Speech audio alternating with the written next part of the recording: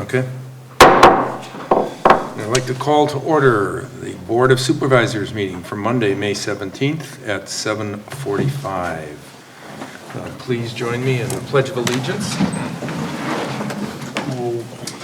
I pledge allegiance to the flag of the United States of America and to the republic for which it stands, one nation, under God, indivisible, with liberty and justice for all. Thank you. Roll call to establish a quorum, Amy, if you would. Supervisor Derek Daniil. Here. Supervisor Mark Hain. Here. Chairman Dan Wolfel. Here. Supervisor Linda Waite. Here. Supervisor Jeannie Vogel. Here. All right, almost forgot to acknowledge myself. Nothing new. All right, we have a few people in the audience tonight. You'd like to introduce yourself? One of you we know for sure. Jim Mitchie, 4159 Bay Shore Drive. All right. And back there, yeah. Carrie Chernogo, 839 Circle Ridge Circle, Sturgeon Bay. All right. Jim Chapman, 4689 Bay Shore Drive. Cody Lice, 4906 Rip Road. Okay, thank you much. Public participation, does somebody have anything they would like to speak to the board about? Oh, Jim, a surprise. Okay.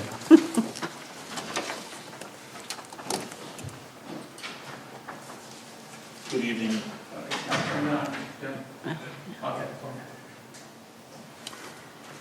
And I might as well take a second while we're doing the microphone to say that if you're watching this on our public access station, we are having some difficulties on the video feed, so it's potential that it could crash this evening, which means you could follow us on YouTube if you'd like. If not, the recorded version will be fine and on later. So. All right, Jim. Thank you, Dan. Good evening. I am Jim Mitchie. I reside full-time at 4159 Bay Shore Drive here in Sevastopol. I speak tonight to have the board be aware of news about the quarry on Bay Shore Drive. Those who were involved in the defunct Quarry Bluff RV development have been monitoring the property and Door County Land Use Services. 3 days ago, we learned that discussions are underway to subdivide the 56 acres consisting of 6 tax parcels into 43 plats. Door County Land Use Services has indicated that this proposal could go to Door County Resource Planning Committee for review and possible approval June 3rd, 2021, just 17 days from now. A copy of the draft and a conceptual plan in the original and in a form that I simplified was supplied to the town clerk, and maybe we can show them so you know what I'm talking about. This is the simplified version, which you see in a black color is Bay Shore Drive in the existing asphalt parking for George Penny Park, and then what's being shown is the subdivision into 43 plats on the ledge of the quarry itself. The green areas are designated as common. You can go to the other drawing. This is a simplification of another drawing, the one that was submitted to Door County Land Use Services. Laddie, can you switch to the other one? You want the other one? Yes.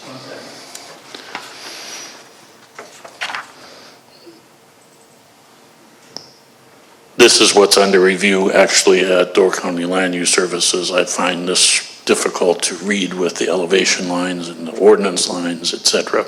But this is what's presently being reviewed. We, the people who have been involved in the Quarry Bluff development, are reviewing this and have not taken any position, positive, negative, or neutral. It's not clear to us whether the town of Sevastopol can opine on this subdivision and whether it follows the Sevastopol comprehensive plan and the town's commitment to maintaining its rural character. We urge the town to consider doing so, and I'd be happy to answer any questions.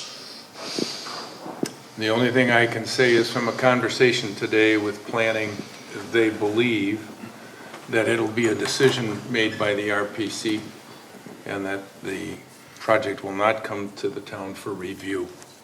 Now, something could change, but that's the information I got earlier today. So I don't know what, if anything, we'll have in the way of involvement. We'll see. So, anything else? Anyone else wishing to speak? Yes. Grab the mic. Sure. Jim, you want to hand her the mic?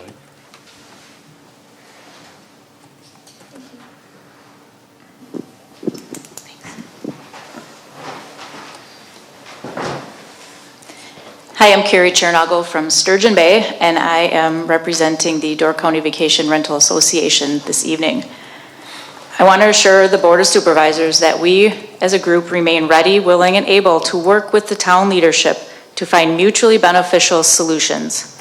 We hope to avoid litigation, but want to make it clear that not only are we prepared, but we are funded to proceed with litigation in state court on grounds wholly different from the Walworth County federal case that was referenced last week in the public hearing, or actually in the zoning commission, planning commission meeting. We have many areas in which we agree with each other. Noise, pets, parking, garbage, informing neighbors of contact information, groundwater controls. We believe in accountability and enforcement around these items as well. The 6-night restriction, which we recognize your statutory right to impose, is the issue over which we remain steadfastly opposed and is our motivation for pursuing unrelated grounds, which we will otherwise acquiesce on if a compromise is reached on the 6-night restriction. Mr. Zettel wondered last week why we are not pursuing the Liberty Grove issue. It is precisely because they dropped the 6-night restriction. Please work with us to save a lot of time and unneeded expense. Thank you. Anyone else wishing to speak?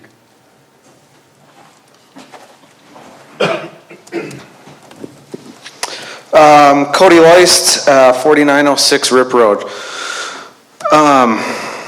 In reviewing this situation, I just kind of came up with maybe a possible solution for the 6-night conundrum that's going on here, because I feel like that's where everyone is having an issue. We all, like she said, we do the groundwater and all that stuff. We all agree with that. And I just think that maybe we could form some sort of committee or, with non-STR owners and STR owners on it to hold everybody accountable, set a standard that's in stone. This is the way our rentals need to be every time they're there. Hold people accountable for the bad renters that come in. No partying, no loud music, and all that. The property that I bought was a long-term rental, and my neighbors can attest that was not any better situation. The cops were at my place nonstop, so I don't think that taking away the short-term rental thing is going to necessarily cure the problem. I just think that it'd be a good idea to have like a committee or a joint committee to have a standard in place for our rentals. So that's all I got to say. Okay, thank you. Anyone else wishing to speak? Oh, Tim? Yes, Tim Chapman, Bayshore Drive. There are several issues that I don't like about the resolution as it's proposed. I don't like the enforcement, paying money for enforcement outside of our community. That's just doesn't make sense to me. I'd like, if we're going to enforce it, let's have it enforced from within. I know that the enforcement of the previous rules, regulations has not been top-notch by any means. I don't even think it's been mediocre, and that's one of the reasons we're having the problem we do. I would like to see the 6-night minimum. I think a good point, what I did last year, just because of COVID, but every time somebody moved out, I kept it vacant for one day to let it air out, in this type of thing. Did it cost me money? Yes, it did, but it didn't cost me a lot of money, and I felt good to the fact that it was clean. It allowed us to clean it better. It allowed us not to be harassed and not harassing the people to get out so the next people can get in. But to me, that was a good choice, and I think it could be easily implemented, much easier than this 6-night deal or this one renter and 6 nights or that type of thing. The other thing that I'm concerned about is the money that we're going to end up paying to license this. $500 a year. I'm not sure what, and I guess this was going to go primarily to enforcement, to this contracted policing force that nobody lives here. Nobody's part of this community. Do they know the community? No, they don't know the community. And what are we going to do? Email them with a complaint or email them through or message them? I like talking to people, as you can probably tell. And I think you can get a lot more done with communication and talking to people face to face and eye to eye and see what truly is on their mind. And then you can by messaging and emailing and trying to talk to somebody in Indiana or wherever these people, I think it's Indiana, I'm not sure of that. But so I'm not fond of that contracting the enforcement out. I'm not fond of the money that it's going to cost. There have been a lot of people who are short-term rental owners, and they're doing this so they can survive and keep that property, at least for the time being. And once they have it paid down or something like that, it's a little better. Now with the increased cost and the decreased occupancy, it's going to make it very, very difficult for some of these people to keep their property. And I don't like to see that. Many people have worked hard. This is their dream. And I think we should honor their dream and make it, I don't know if we can make it happen, but we shouldn't make it more difficult for it to happen. I have a few other things that I can't remember, excuse me, but anyway. And I'd like to comment. I think probably the committee, planning commission, worked very hard at this.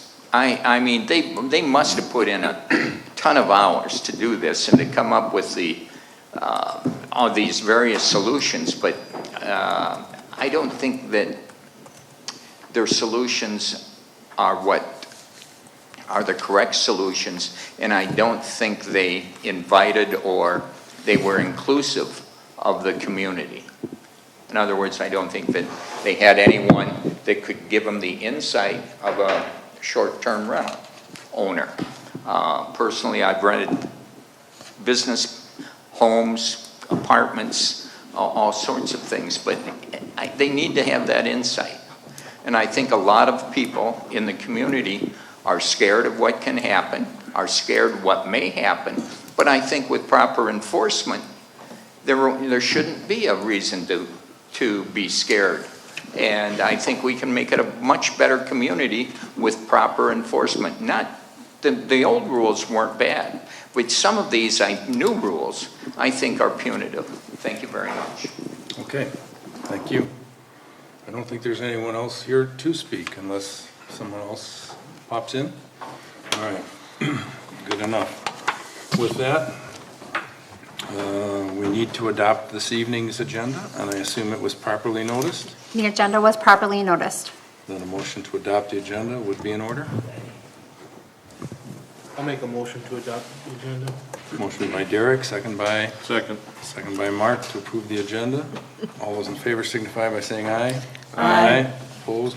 Motion carried. Agenda. All right. Approval of minutes. Board of Supervisors meeting from April 19th and the road tour minutes of May. I don't have the date in front of me. May 2021.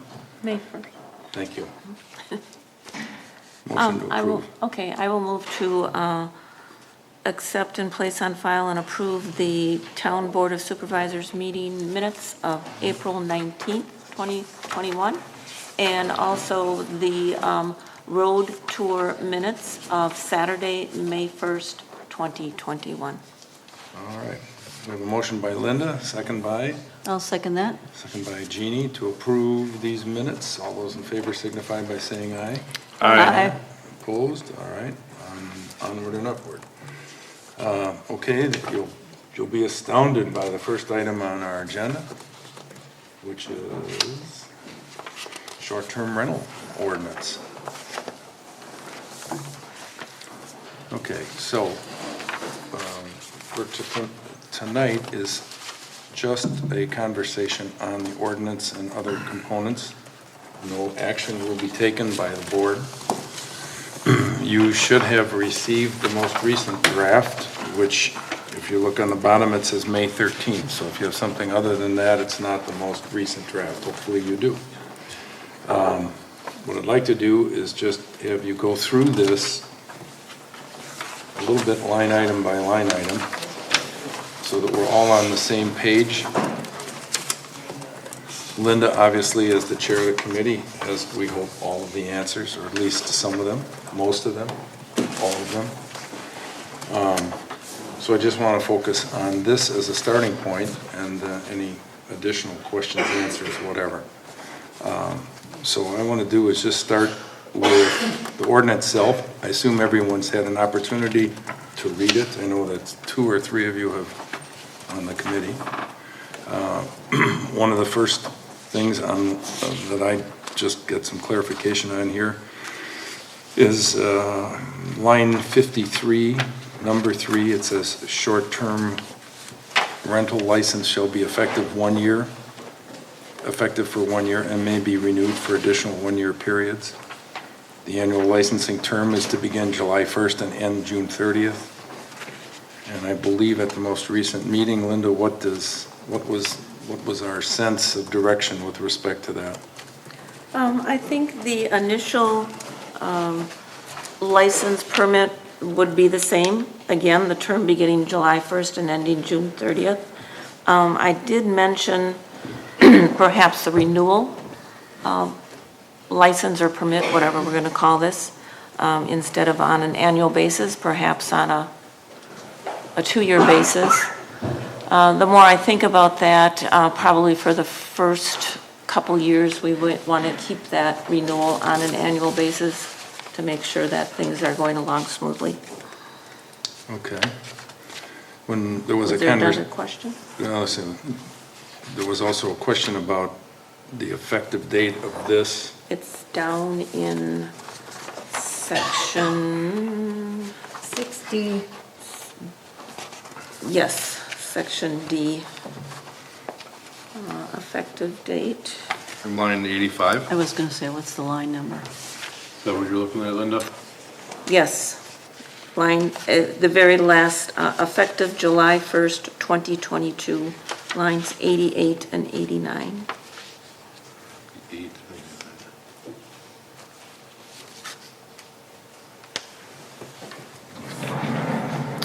After the definition of the 6 nights, 7 days. I don't have that on Effective. 88, 89. Okay, well, here's another copy if you No, want that it. should be on your desk, No, I don't have it. Thank you, Deputy Lynn. but I will get you one. I think this is. Is it underneath your Amy, it's under my computer. Oh, okay, Amy's a little bit, this one is a little bit different than the one I have. Okay. Okay, I have the red Thank line you. one.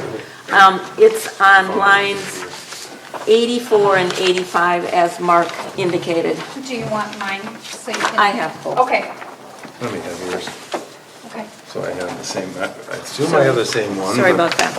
Excuse I was us looking while at we the get red our line stuff copy. together. I'm thinking, boy, this is interesting. I got a meeting and I can't find my own topic. Let's start this over. All right. Let's.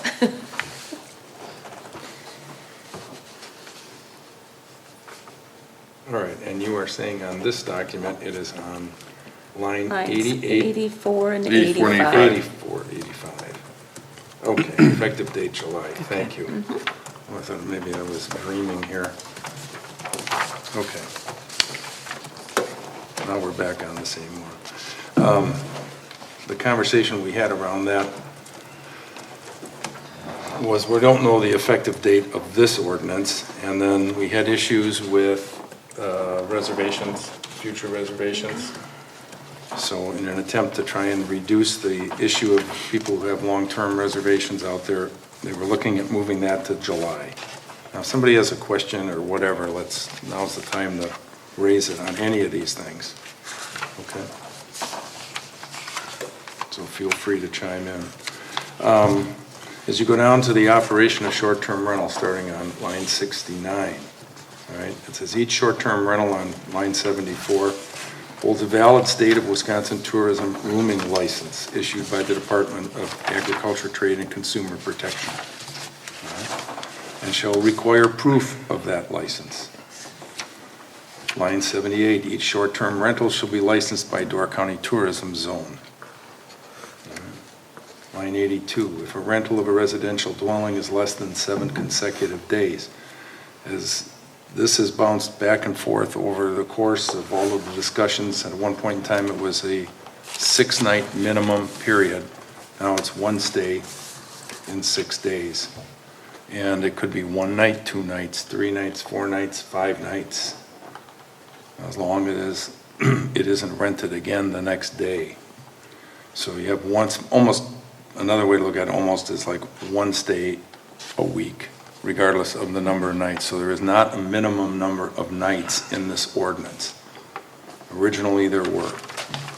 So, all right. Sure. And not having the minimum nights, I know one of the concerns was, what are we going to do in the shoulder season? When we initially thought about the 6-night minimum, there was a concern about the shoulder season. So the 1 stay per 6 nights does not set a minimum night stay, so your shoulder season could be 2 nights, 3 nights, whatever. It's flexibility there. So if someone rents Friday night, Saturday night, and leaves Sunday, can they rent their property again the following Friday, Saturday, and leave Sunday? Right. An example would be if you have a 3-night rental that commences June 1st, let's say it's a Friday, Saturday, Sunday. So you have a 3-night rental that commences June 1st. Your next rental could not commence until June 7th. So that would be the 1 stay per 6 nights. Now, if you have a rental that starts June 1st and runs for 7 days through June 7th or 8th, the next rental could start immediately on the 8th or the 9th. But there again, if it's for 2 nights or 3 nights or 4 nights, the subsequent rental could not start until 6 nights thereafter. Okay. All right. And there will be some examples of that if that is where we end up going with the ordinance in some frequent and published frequently asked questions, so as not to further confuse everyone. Line item 89, if the property is served, this talks about private wastewater treatment systems. The property is not served by public sanitary sewer. A private wastewater treatment system is in full compliance with this ordinance and in accordance with Chapter 21 of the Door County Code, which serves the property. The property is serviced by public sanitary. Occupancy is limited to the number of occupants authorized by a tourist rooming house license issued by DADCAP. If the property is served by a POUTS, occupancy is limited to the number of occupants for which the POUTS system was designed and/or the occupancy granted by the state tourist rooming license, whichever is less. All right. As you know, many of the homes that are out there are unlicensed, some are licensed, and some or many are at varying degrees of compliance with the capacity of their private wastewater system. Parking, there was some revision to this ordinance over time. So parking now is just to be consistent with the existing town ordinance that was in 2016. There was also pushback with respect to pets, so that has also been revised. And basically, pets that accompany a renter are subject, again, to town ordinance that's already in existence. They must be under the control of the owner.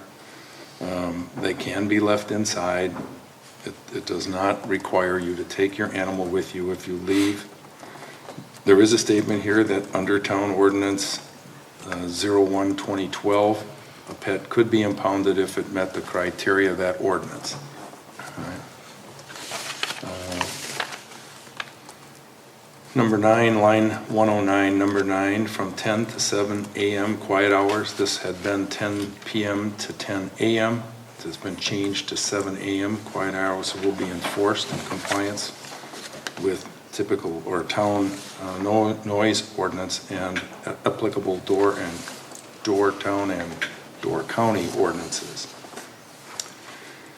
On line 111, it talks about the property owner must reside within 75 miles of the short-term rental period. You can have an agent, there's a variety of things, but basically you need to have a contact person within a reasonable distance. That's where I have issue. So Granicus is not within 75 miles, but the property owner or the resident agent needs to be. But To me, Granicus, that's where I have the issue, because I think, was it Tim said that? That these people don't know our area, they're not ingrained in our town, in our county. Like, we know how things work around here. It's completely different every town, every village. That's the problem I have with Granicus, it's not local at all. I think, and Linda, feel free to address this, but it's not an enforcement. It's not a policing agency. I understand that, well, Okay, and so really, I mean, whether we go with them or not, I'm not trying to argue, I'm just saying that it's not an enforcement agency. What they're going to do is inform us that this is what's happening. And there's, the frequency of stays exceeds what your ordinance says. but that's kind of why you have the rental agent, right? I mean, I know we're having problems now with them, but this is kind of the reason why we're doing this ordinance, is to get everybody in line, right? Get everybody in the same boat. Go ahead, Linda. The property owner needs to be within 75 miles, or they can designate an agent. Granicus is not an agent. So the property owner has a designated agent or a contact person or a company that handles, vacation rentals, so that if the neighbor or if someone does need to register a complaint or an issue arises, they have a phone number that they can call. That is what your owner and or agent, that is the purpose of this paragraph. The Granicus deal is for, if you look at the contract with Granicus, they do monitoring. So could the neighbor call Granicus with a complaint if they cannot get a hold of the agent or the owner? Absolutely. I believe there's going to be an 800 number applied. But we do not, Granicus, we don't have the manpower nor the technology to monitor or check compliance. So for the cost of Granicus, I think it's a reasonable amount if we decide to enter into a contract.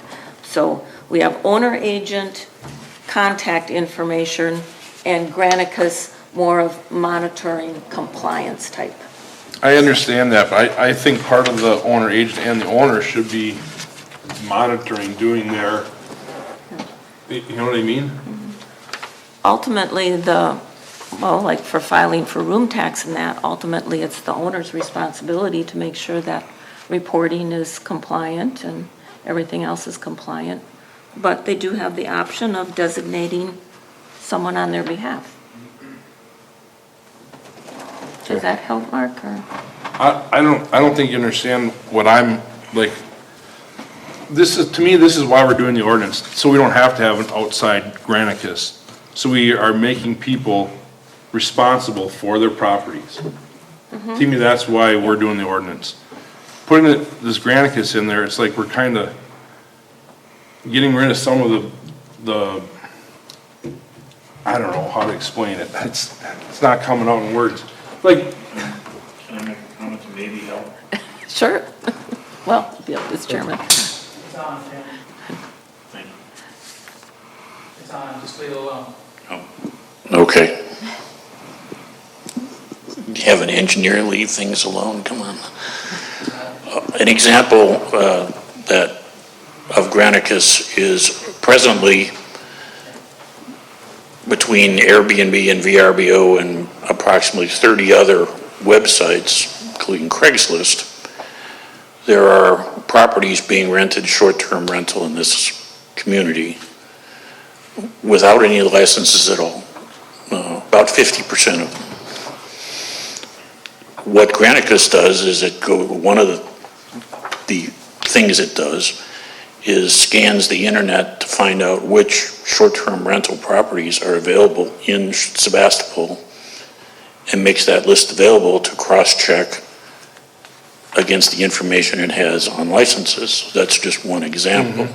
So it is a monitoring of, as Linda said, Commissioner Waite, Supervisor Waite said, that automates the process of going through the internet and the licenses and all these things to flag to the town when there is possible problems.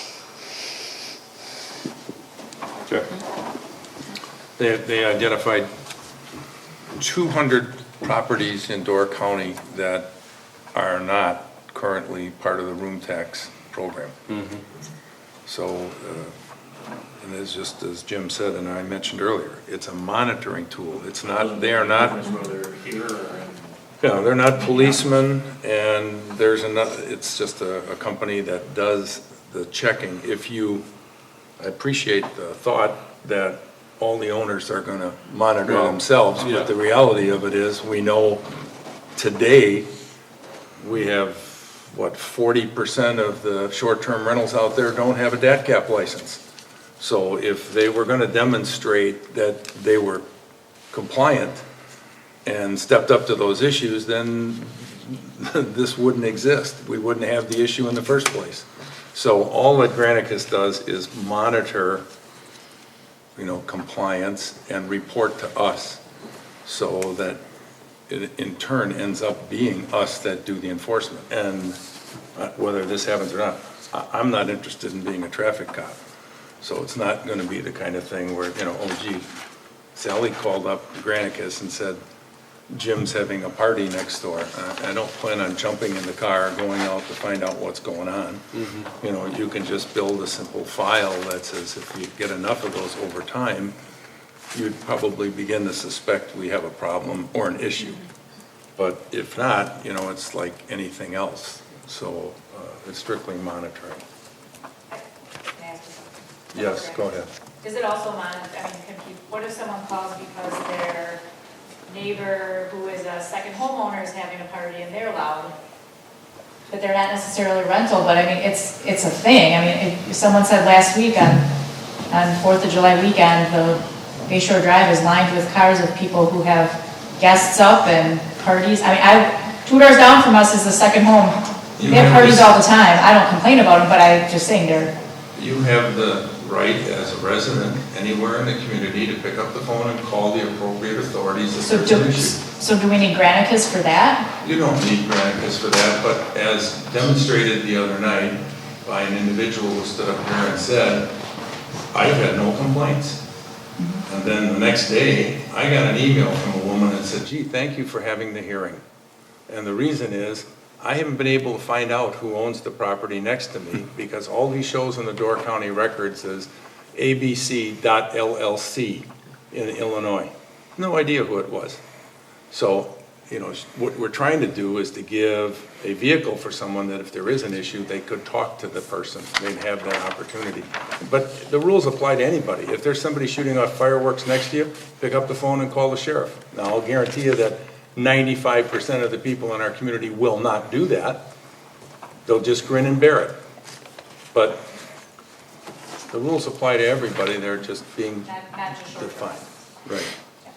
So, I'm sorry, are you good with the Granicus conversation? You have a copy of the Yep, I've read it. contract and everything, so, and that's not an action item tonight, but just more for a reference.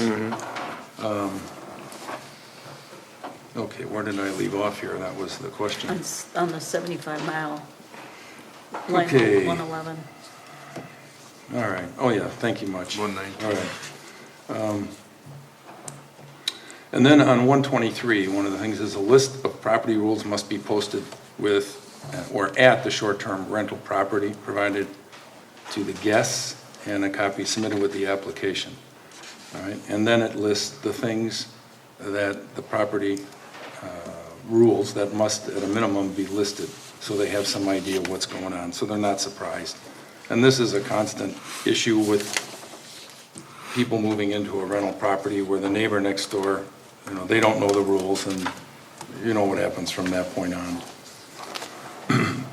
When you get to 141, the property owner and/or the resident agent must provide the following information to the neighboring residential property owners that are located within 200 feet of the short-term rental dwelling property. All right. Basically, it's a point of contact again for someone to try and address a problem on a neighbor-to-neighbor basis. Also, it says on line 150 on the next page that you are to provide their DATCAP license number. And we know the status of that. Again, it's a relisting of some of the basic rules that are in there. Under line item 162, it says the property owner or resident agent of each short-term rental shall provide a guest register and require all guests to register names, addresses, etc. This only comes into play if verification is necessary, and you would have to go through the legal court process to do it. But in order to inspect this, if you're trying to raise or resolve issues.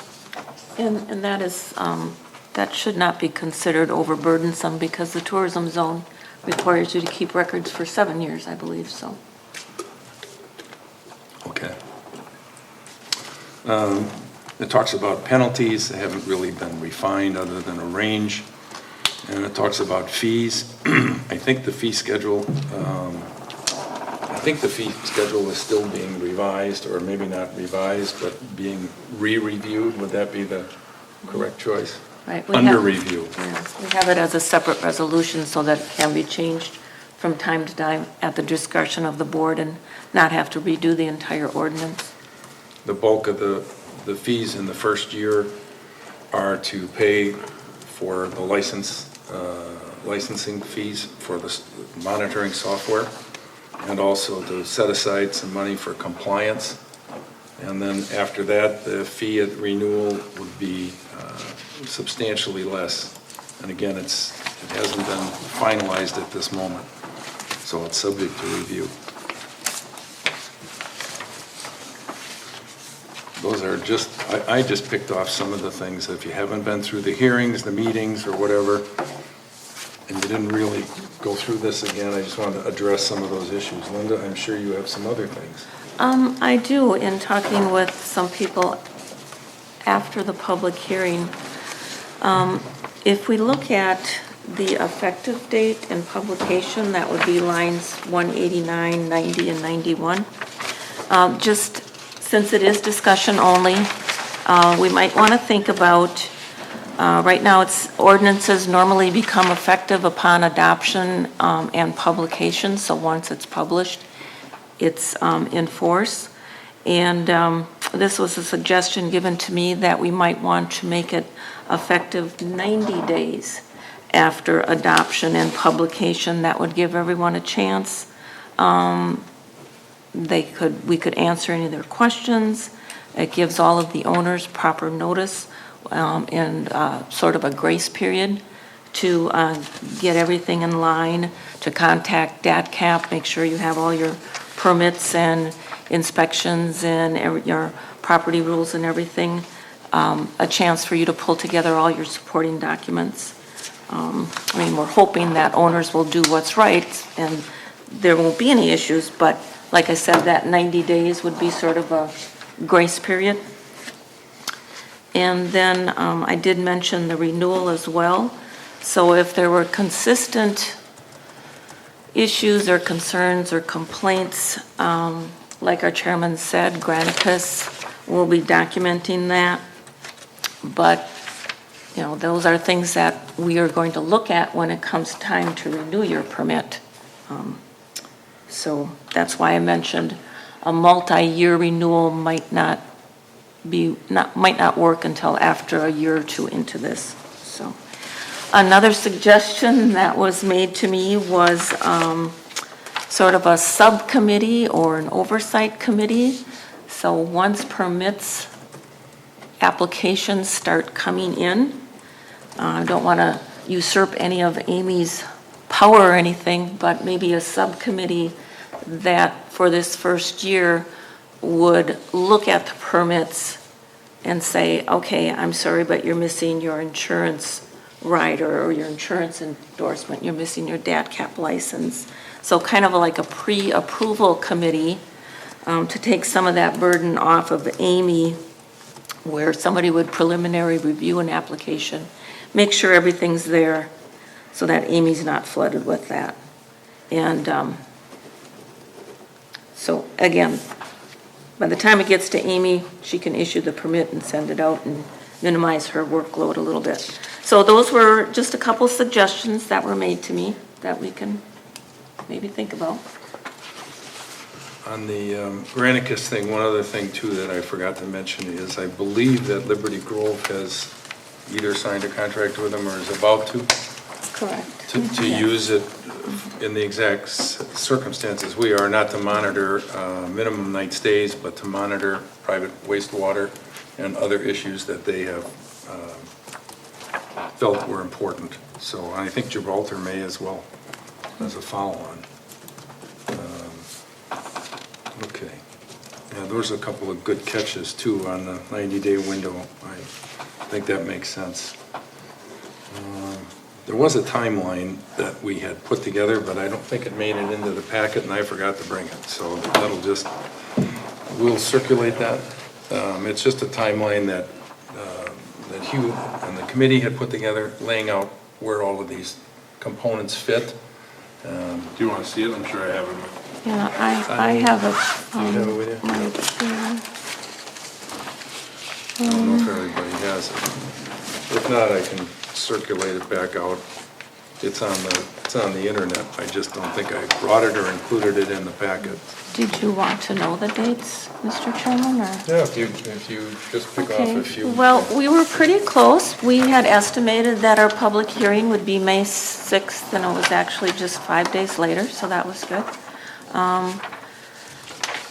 We were estimating, let's see, M7, that the town board would think about that at this May meeting, but it's strictly discussion at this point. June 1st, we thought about publishing the ordinance and getting our Granicus contract signed and implemented, and working with the owners on application process and getting something out on our website. July 1st would be the ordinance activation. And that's about it. And monitoring thereafter. Okay. Review a year later. That's what the timeline said. All right. That helps. Anyone else have any questions with respect to this ordinance, Granicus, timelines, anything? Any other issues or concerns? I still have some open issues with the attorney. So until those are resolved, this will not be brought back for action until I have that, or those items covered. So, any other discussion? If not, we'll move on. Linda, anything? Would that effective date be a question for our attorney as well? How to best state that, should we decide to have a grace period? Can you add it to the list?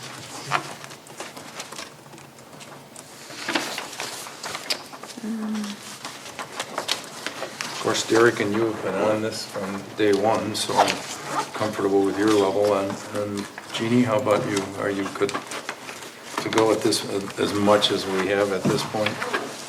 Yes. Mark, are you? Okay. All right, we'll move on.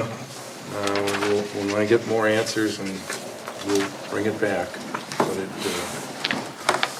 we're not doing anything this evening. All right. Next item was the proposed room tax revenue change. And I don't even recall, I think we brought this came back, well, this is from February. We sent a letter saying we would support the increase. There's a lot of things happening in the background, but basically they're waiting for us to make a decision as to whether or not we're going to support the increase. There are obviously questions that you'd like to have the room tax people clarify, I shouldn't say clarify, but address, like dad cap licensing, put some teeth into it. But I don't think that we're going to be able to hold their feet to the fire on that over whether or not we decide to support the room tax. So I think it really comes down to taking some action that we're going to either move ahead with it or not. And so let me know what you would like to do. Are you looking for comments? Pardon me? Are you looking for comments? I'm looking for a motion, comments, any or all of the above. Well, just FYI that the Tourism Zone Commission, our full commission meeting is Thursday morning. And in that packet is a draft ordinance to increase the tax rate from 5.5% to 8%.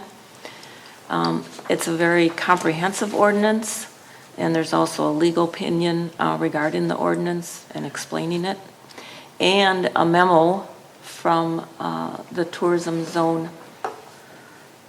What is Josh the president or the chairman? I'm not sure. That a draft memo that he would send out to municipalities sort of explaining the ordinance. I asked if the town would be wise to wait on formal action and didn't really hear back. However, I was assured that the original resolution that Mr. Elliott presented to us, that language would not change. It would still be the 30/70% split with municipalities contributing towards the cost of the zone. So if you're looking for a motion to approve that resolution with Yes. an ordinance to follow.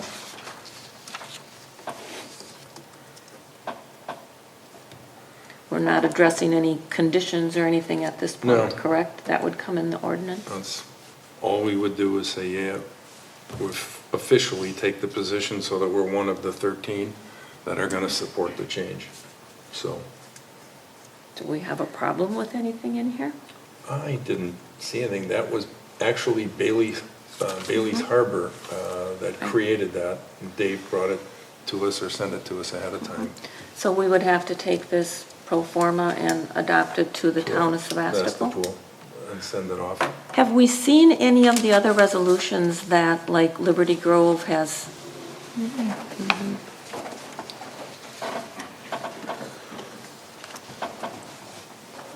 Do you want to see Are you looking others? for a motion? Yeah, I I mean- could make a motion that we support a resolution authorizing an amendment to the Tourism Zone Commission agreement along the lines of that proposed or suggested by the town of Bailey's Harbor, subject to consistency with what other municipalities have resolved to accept. I really would like. I think you gotta amend that motion. Well, I would like to see I guess I would, okay. Okay, so if Scratch other this. municipalities have approved this identical resolution, I guess that's what. Do you want me to Well. start over and simplify? Okay, Does anybody I else make a have motion that Anybody else we, have a feeling that they'd like to take a crack at this motion? I'll make a motion that we support a resolution authorizing an amendment to the Door County Tourism Zone Commission agreement, which would raise the room tax rate to 8%, and that the distribution of tax would be 70% to support tourism and 30% being distributed back to the municipalities, and that as far as administration expenses of the commission would be, shall come from payment by member municipalities based on their percentage share of room tax collected. How's that? Wow. Pretty good. That's a mouthful. Do you have that, Amy, or even something that's reminiscent? I just don't have the last, It's all right in here. right, I just don't have the last sentence.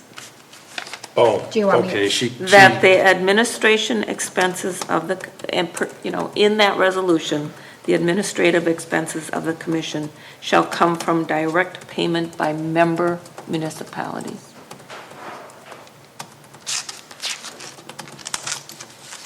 very succinct, thank you, and well put. Can we read that again? Yeah. Do you, Do you really Do you want to read it? Do you want me to read it? sure, take a stab at it, pull the mic down. Okay, so it's a motion by Linda that we support the resolution for authorizing the amendment to the Door County Tourism Zone Agreement, which would raise the room tax rate to 8%, and the distribution of tax would be to support tourism, 70%. 70% to tourism, and the 30% would go back to municipalities.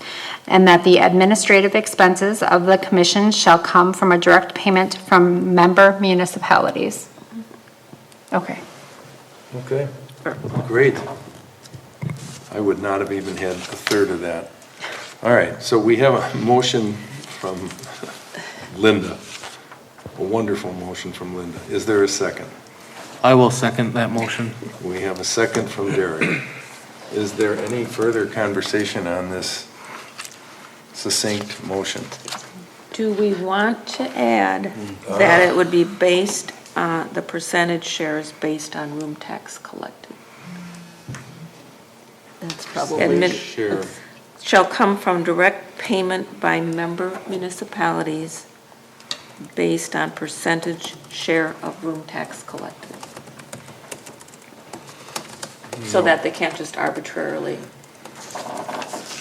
No, okay, just leave it then. No, I'm fine with it. That would be in our resolution.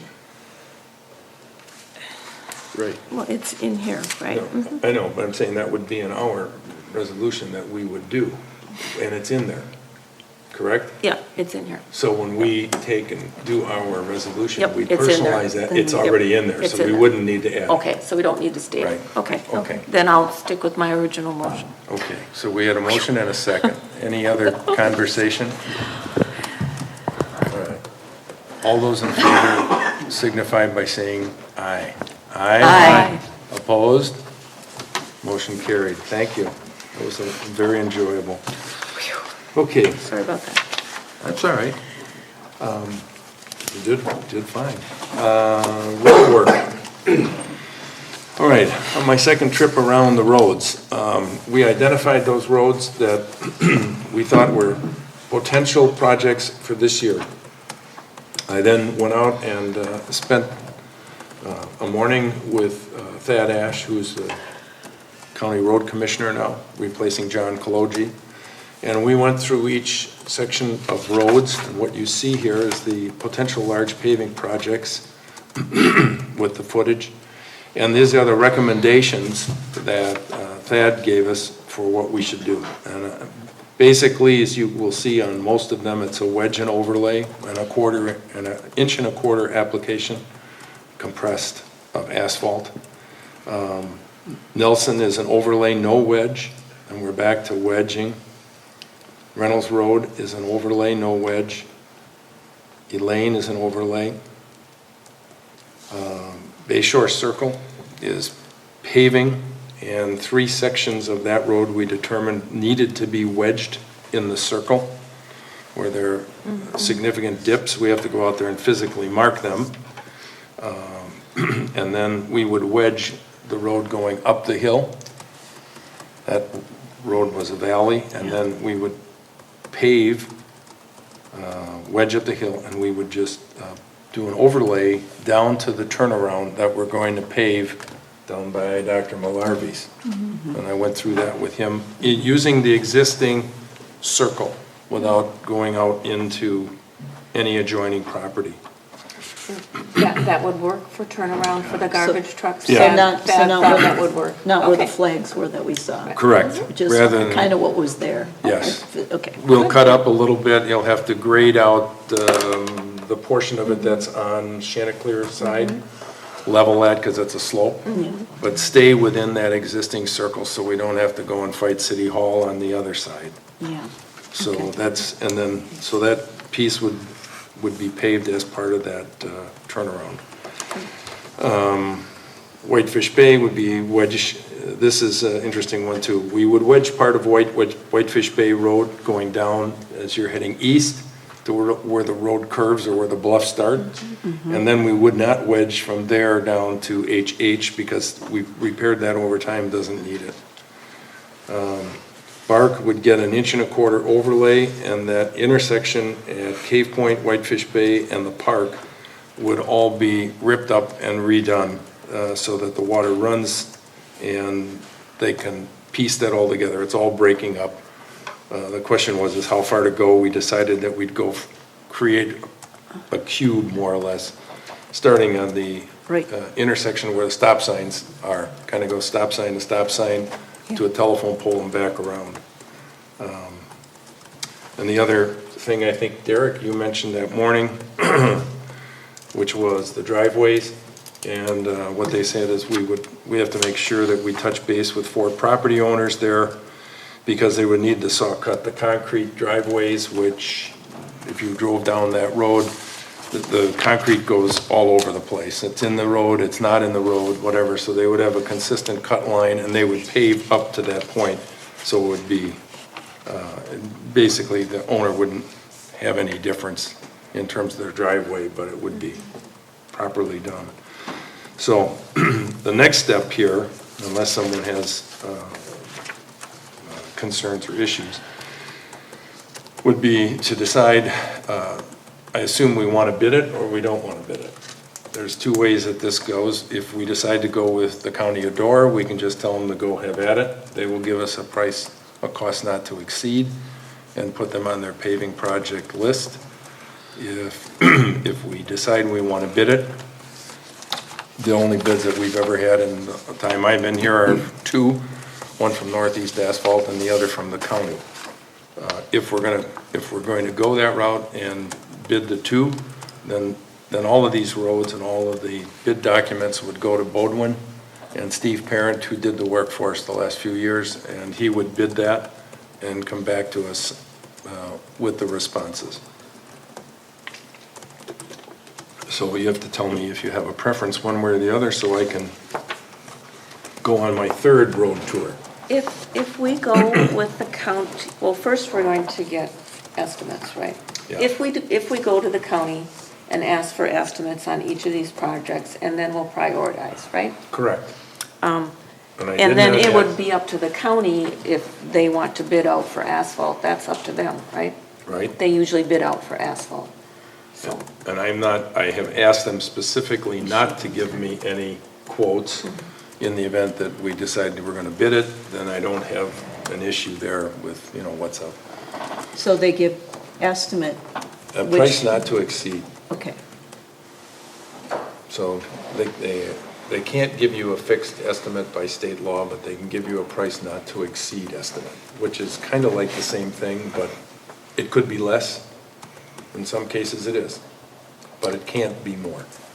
That was the route we took last year. Last time we bid we bid our roads last year because last year we only did one road. Right, And that was an that's LRIP, and that required that it had to. Right, because we were getting Funding grant or from the funding, state. Yeah. Correct. So, So And- we, oh, I'm sorry. no, that's what I was gonna say, and potentially, I don't know, I forgot to ask, I don't know how Northeast Asphalt would handle Shoreside Drive.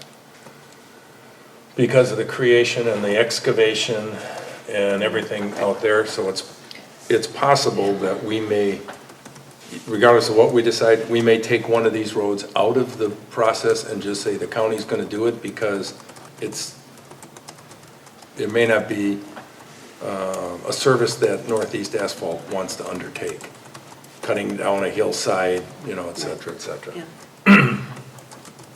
So unless we say, are you looking for a motion to go with Yeah, I just Door want- County Highway Department and proceed to get estimates? And Or- then we'll prioritize based on budget? Right, either that or we're gonna bid it and whichever, I just need to have, Well, would Northeast Asphalt have time this year with all the highway projects they're doing? I don't think they would. No, they don't even have the trucking right now.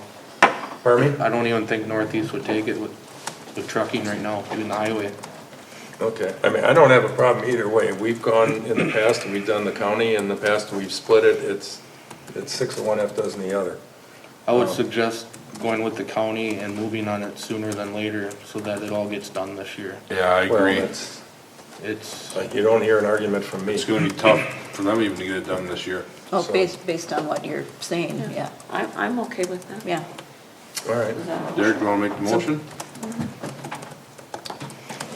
I'll make a motion to pursue with, our road construction with Door County Highway Department with, not to exceed limits. Second. okay, we have a motion from Derek, a second by Mark, to use the county of Door for our paving projects. What we'll do is we will get estimates from work, from them on these projects so that we can get together and decide which ones we're going to do. And that might require a special meeting depending on timing, but it wouldn't be any length. So, any further discussion on this one? Okay, all those in favor signify by saying aye. Aye. Opposed? Okay. The other comment I'll make on road work, now that we're past that, is Derek really did a number for us on signs. We might be breaking the bank this year on signs. Any rate, I've given the list to them and we're gonna go after them. I've given them the list of culverts. We've addressed I went out and specifically addressed the Martin Road curve where The East Martin Road, yeah. and they're gonna extend that culvert and do some ditching there so that we can get that done. Oh, no, Martin Road, the existing, yeah, Right. there's a That's where culvert there's- there. the culvert is Right. too short. Yep, So they'll take care of that, and they'll take care of these signs, including, for those of you who are listening, the sign that says Whitefish Bay, that everybody's called me on. Somebody broke it, so it says Ish Bay. And everybody in my neighborhood's been kind enough to call to let me know like I didn't see it. So we've prioritized that. So, anyway, and I think I mentioned this the day that we did the road tour too. There's a lot of spots that need repair. So we might end up moving some of our monies around from repair to, from new projects to repair, depending on what's up. Could I add one sign straightening on Bluff? I don't know who's tracking this, but maybe Amy could add it to the list. Bluff Drive and Martin, there are bike route signs, and the bike route sign is all askew, and it'd probably be easiest to just place it right on the stop sign post, if that's legal. No, it's not. It's No, not legal? it's Okay, then It always that is. needs, yeah, the bike road sign needs straightening. I just, walking on Martin Road, Mr. Chairman, I just came across this sign line on the road, line next to the road, that has come down off Do you know where it is? the post, yes, Martin Road, heading east, it would be on the right-hand side. Here's the post that it came off I'm gonna of. tell you what, I think that's on the list about the curve, the arrow, whatever. Isn't that on the list? I didn't think that was down before. I just saw it today. When we're done, I'll Yeah, take a okay. copy of that and give All it right, back to them. just wanted to let you know. Okay. All right. Roadwork newsletter. Linda, I think that's your fortune. You're so fortunate. Well, and Amy is, And Amy. Amy is on the ball here too. So, I think we have it nailed down if everybody complies. Amy sent a note off to Tara McAfee, our new zoning administrator assigned to the town. So maybe we can I can pop up there and get a photo or something of her. And she was gonna write an article.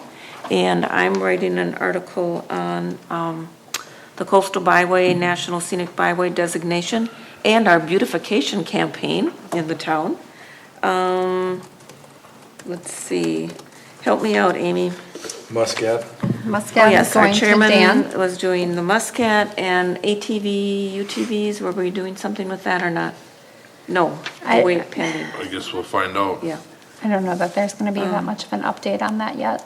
And a YouTube or a cable update from Laddie and Derek.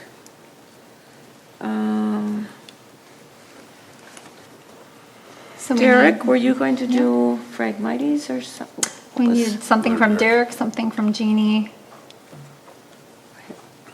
I don't know if Jeannie wanted to do a broadband overview. I can. I think I've got my list here if I think that's what was talked about.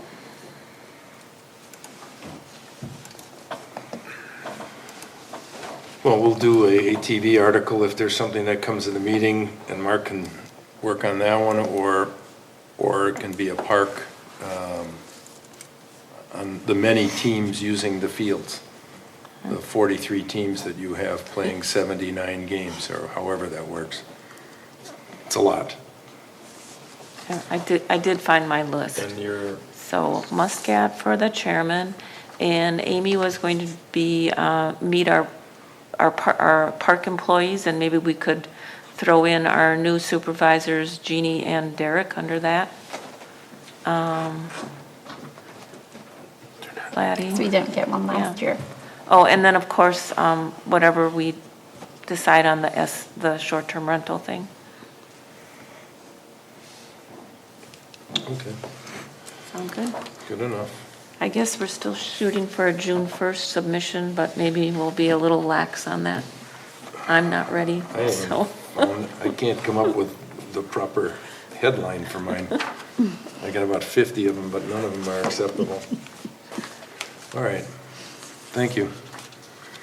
All right, the next item here on new business is selling of fireworks. This could be an explosive topic.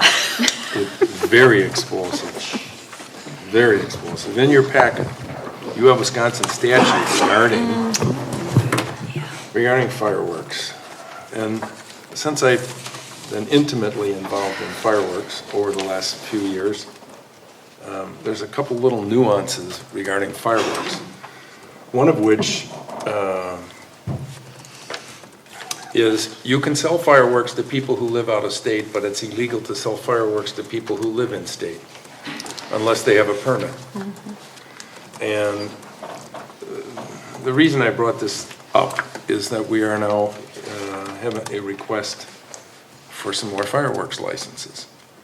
And we have one person that has it, which is Jay and Betty Zahn, and we would grandfather their license so we don't have any issues forward.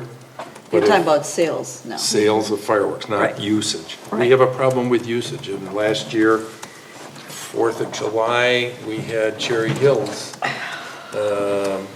decide to have a fireworks display, and the fire chief actually went out there and informed them that he didn't have a license, that we weren't issuing a license, and that he was gonna be ticketed and fined, and he went and did it anyhow.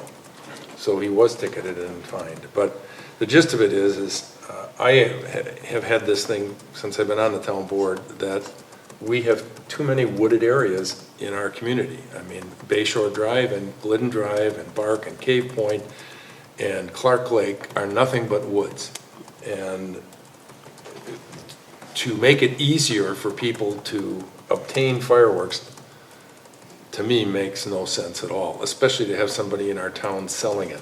I can't do anything about the people that are there, but I think it's appropriate that we consider just having our own fireworks ordinance, so we don't have 2, 3, or 4 additional vendors decide to sell fireworks in our town.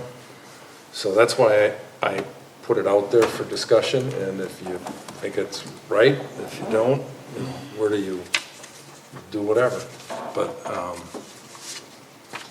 we're gonna have, if we don't have an ordinance, we'll have another person selling them in the community. And I'm sure there'll be somebody else after that, because whenever there's an opportunity for a buck, someone's there to make it, so. Comments, thoughts? So you would allow Zons to continue his fireworks stand? Didn't we also grant a fireworks license to the gas station across the street from No, Zon? we did not. We have not as of late, Have no. not. I told them Okay, so that is the only one that's the only one. you've And I been mean, issuing. we've gone through, the issue with Zons, and this is how strange and maybe you know this, is that, I'll give you a similar example. If you go to a bar today and you see the one-armed bandits that are in there, that law used to be enforceable by the sheriff. If you had a one-armed bandit in there, you had gambling and it was illegal, and they could come in and seize it and give you a ticket. So the Department of Revenue came along and said, oh, no, under pressure from the Tavern League is my guess, you can have up to 6. And oh, by the way, the sheriff does not have the right to enforce the law. Anything over 6, the Department of Revenue gets involved, right? So now, as squirrely as that sounds, now you're to the fireworks situation, which is, Zons have a permit to sell fireworks to people who are out of state. How long do you think it would take me to go down to that store and find someone in state buying fireworks from Zon? I mean, what, 30, 35 seconds, right? So the issue is that the district attorney, the district attorneys have chosen not to enforce that. They have other things to spend their time on. So even though there's a law in the books that says you should, they don't. They just leave it go by the by, just like they do the one-armed bandits in taverns. So I'm not going to fight City Hall on it. I just would like to prevent future sales and do it without creating litigation. So I would grandfather the Zons until such time as some official decides to pursue it. So, hope that makes sense. Anybody got any thoughts? Like I it, have no don't like it? problem with letting people sell fireworks. Pardon me? I have no problem with letting more people sell fireworks. Okay. I enjoy fireworks myself. I illegally buy them apparently. And, It would be a lot better if you would about mention 2.5 that, minutes ago. a lot better if you would mention that you were gifted fireworks. Well, my son buys them for me, so anyway. I don't know. I kind of feel almost like we're over-governing to a point. I think we're trying to bring business into the town a little bit. I know it's not the exact business that's my thoughts on it. Moving on, what are your thoughts? Tell me, your husband buys them for you? No, but years ago, I can remember buying things there when the kids were little. I wasn't even aware that there was a statute in the state that said something that makes no sense to me. Yeah, well, I mean, then just ban fireworks sales. If you're gonna make a law like that by the Right. state, then, I mean, what's the point? You're gonna have a fireworks stand in the county, and you can't sell them to local people, you could only sell them to people. You have to put a big sign, so you should put a big sign out that said, if you're out of state, you can buy your fireworks here, but if you're not, then leave. Then forget it, you're not gonna buy them. you go to Illinois and you Right. buy them there because So- you're out of state. It makes, it's like it's just another one of these, Right. My birthday is July 5th, if anybody wants to know. And I grew up thinking the fireworks were for me. So it's So kind of if somebody emotional. finally told you about the Easter Bunny I was too? 26 years old when I figured this all out, but I mean, slow learning. So I love fireworks. It's a great time. I don't dislike fireworks, I Yeah. just, yeah, I get it. fireworks are wonderful, but. in the right environment, they are Right, because great. we all know that, look at right now, we could, it's dry. So, Right. you know, we have, and that doesn't say that by July 4th, and the week after that, because we know they go on, that it's not going to still be dry, and exactly right, we are very wooded along the shoreline and in other areas, and we have potential for fire. I mean, that's always my concern with fireworks is, you know, I see them going off and I think, where are they? What do you think, Linda? I'm neutral on them, totally. I am too.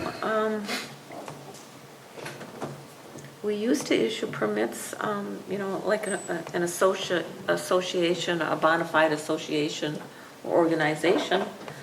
We used to issue permits to them where they were having a neighborhood party and you could get a fireworks permit. Mind you, that our fire chief is totally opposed to He's totally that, opposed to that event because he's, Right, and we don't do that anymore. no, I don't, but that's what brought Cherry Hills to the forefront, you know, they went and did it anyhow. But no, he's opposed to that, and I don't blame him, and we pay him a lot of money to, you know, take care of that, Yeah. so. Does our fire chief have an opinion on if we should ban fireworks or not? Well, I haven't specifically asked him, but I would be stunned if he says anything, but I support what you do, yeah. I mean, he's totally against the problems that he has as a result of that. And I'd be happy to bring him to a meeting. Can you grandfather someone in? I believe that was the recommended process from Amy. And if Because you I did talk to her. are you grandfathering the owner and that it will go away if there's a new owner or I hadn't thought about that, but I could pursue that. That would be, heirs or assigns? that would be an interesting spin. Now, we're just talking about the sale of. The not- sale of, right, this is strictly the sale. So we don't have 3 more roadside stands Right. conveniently located next to the woods. So, you know, I mean, that's, Well, what about next step? Are we gonna ban people from selling firewood? Forest fires, we're very well wooded. You know what I mean? Like, where does it end? So, we have someone sitting here that, part of his business is selling firewood. Not bring him just because he's here, but you know, do we start saying, okay, now Welsing's can't have firewood out front, you know what I mean? Like, well, I don't know. I think you have a little bit different scenario. I don't know what things, I mean, fireworks present a problem. Just a pure fire problem, and we're in a heavily wooded area. And that, to me, just doesn't make a lot of sense. When I had a conversation with, we've had it with both fire chiefs, and you're familiar with Glidden Drive and the 1,200 acres of land that, the Shivering Sands and Bowman's. If there's a fire back there, for whatever reason, everything there is gone because the fire chief has no way to get in there, no way to stop it. I mean, you need an act of God to just control it. It goes, it goes. So when you get into the season and you see how many fireworks are shot off in an area that's fully wooded, you get a little concerned. And I'm not against fireworks if the people want to go to the, my God, we've got some great shows up here that, you know, are Every put on in village. safe situations. So. Derek? I just have a comment. As a member of the community, the way I would see it, I personally think that it's either gonna be all or nothing. I don't feel grandfathering would be the best bet, because I feel that some people in the community that would, like, say you ban the sale of things, except for zones, people, I think you're gonna be going down a rabbit hole that this township doesn't want to go down after having a heated debate already with the short-term rental. Personally, it should be all or nothing, and just leave it at that. Either get rid of it completely, or just let it happen.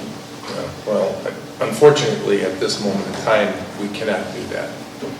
On advice of our town's attorney, it would be handled as an exception with Linda's add-on. If in fact they changed owners, the license could cease, and that would probably be the only option, so. I just personally, I just don't, the way I personally would look at it, I just don't want the town to look like they're doing favoritism towards one individual by allowing them, but then saying no to others that request it. It's just a personal, like, a visual standpoint, like, that's my opinion. All right. So Linda, Derek, how about you? Yeah, grandfathering would probably be the best. Pardon me? Grandfathering would probably be the best way to handle zones, but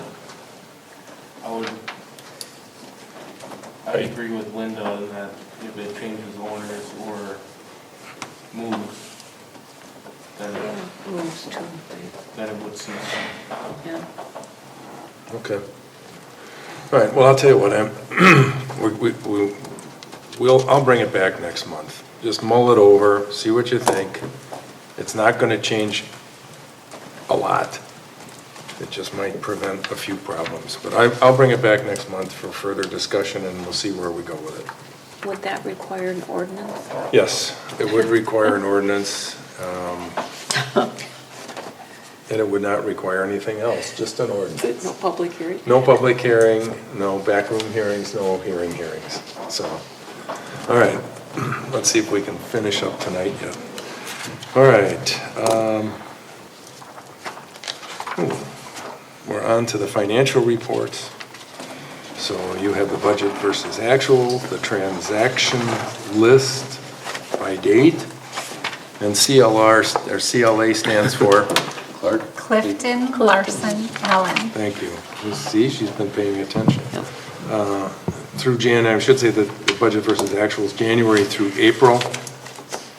And that's pretty much everything. And we have, the treasurer has a comment.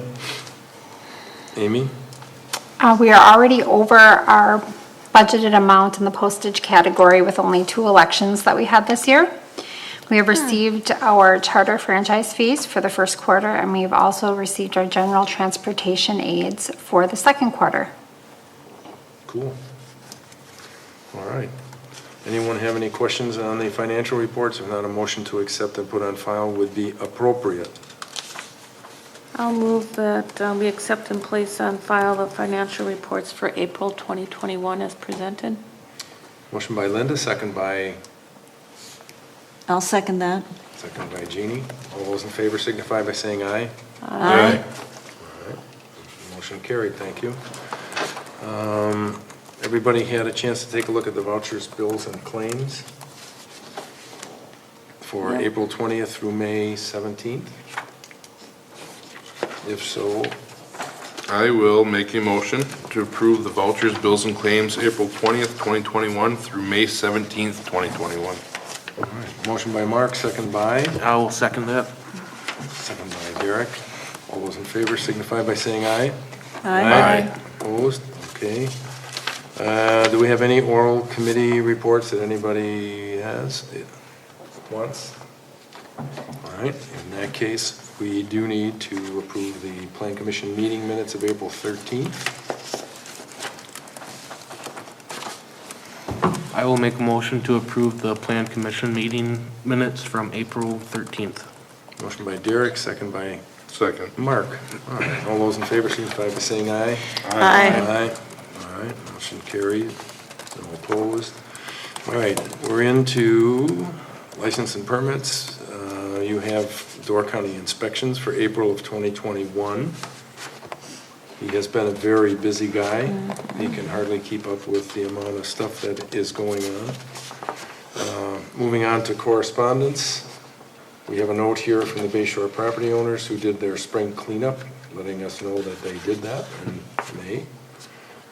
Also, and I have this at home if anybody would like to read it, they sent out a brief recap of how we can use the American Rescue Funds, the plan. It is a 150-page note. So if you've got some extra time, the interesting thing is I went through it roughly, and it doesn't really give you much clarification from anything different than I've talked about in the past. And we are still waiting for further documentation on it from Wisconsin Towns Association. And hopefully it'll get condensed down to something meaningful. But right now it's almost comical, it's so big. There's a meeting of the Door County unit meeting in Nassau on Thursday, May 27th. And the guest speaker is the County Highway Commissioner, Thad Ash. All right. And in your packet is also congratulations to Amy. The Wisconsin Disability Vote Coalition asked voters to nominate municipal clerks who prioritized making voting welcoming and accessible to all voters. And she was one of only 44 municipal clerks who were nominated by the voters for her efforts to provide accessible voting and accommodations to voters with disability. They and us applaud her hard work. So there you go, nice going, Thank you. Amy. Thank you. We like her better than the other 43. Yes, for sure. And tomorrow morning, you will get the appropriate attaboy. Okay. Got a girl. Door County Sheriff's Report, I'm happy to report that somebody else has taken over first place. So, for the first time in a long time, we've dropped to number 2. I quit it. All right, won't go there. All right. Also in your packet, although I think you've seen this is the request for mediation that came from Todd Trimberger and Jack Moneypenny, and then my response attached. It's too bad that the gal left. I would like to have talked to her for 10 seconds because I really can't understand what we would mediate. It's beyond me, but that's another story. Payment advice, this was the payment for what? I forgot. Personal property. Personal property. Aid. Oh, that's why it's only $966. There you go.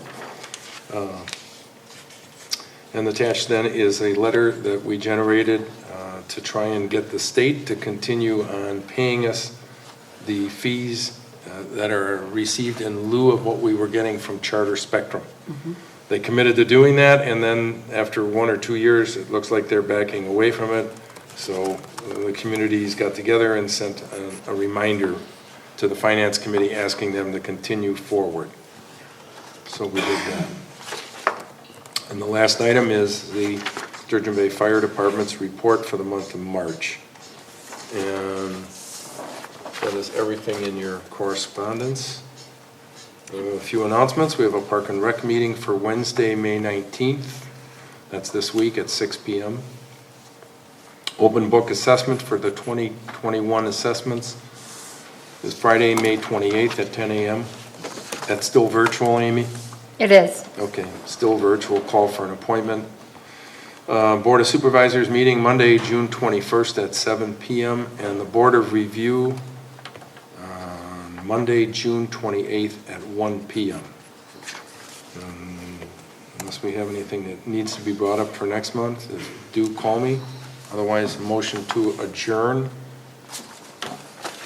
I'll make a motion to adjourn. All right, motion by Derek, Second. second by Mark to adjourn. All those in favor signify by saying aye. Aye. Opposed? We are adjourned.